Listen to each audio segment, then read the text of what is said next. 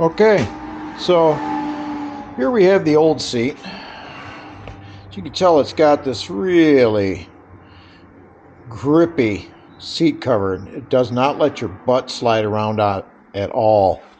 And I'll show you the bottom of it. Now this plastic here is pretty stiff.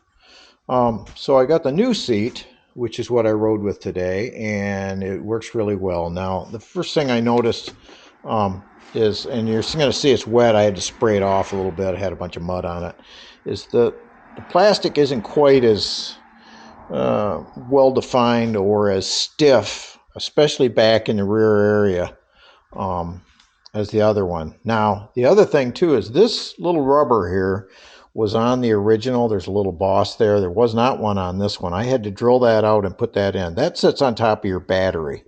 And so that's something that they overlook, or they didn't do anything about it. They hadn't even drilled the hole. So I drilled a new hole and switched it to this one. So this is still, just because we see that this is just a wedge and it's flat.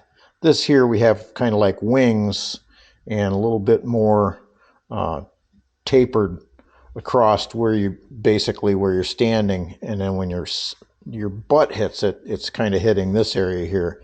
This is comfortable. Yes, you can probably see a little discoloration. It's from the mud I tried to blow off it before we rode. So yeah, if you're going to buy a 300RX bike, you're going to need a seat similar to this. And Seat Concepts is where I got this from.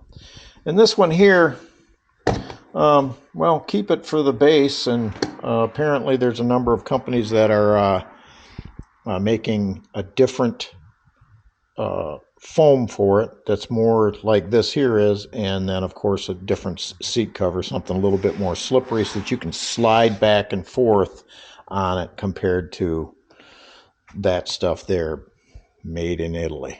Anyway, just thought I'd share with you the differences between the seats. This is a game changer.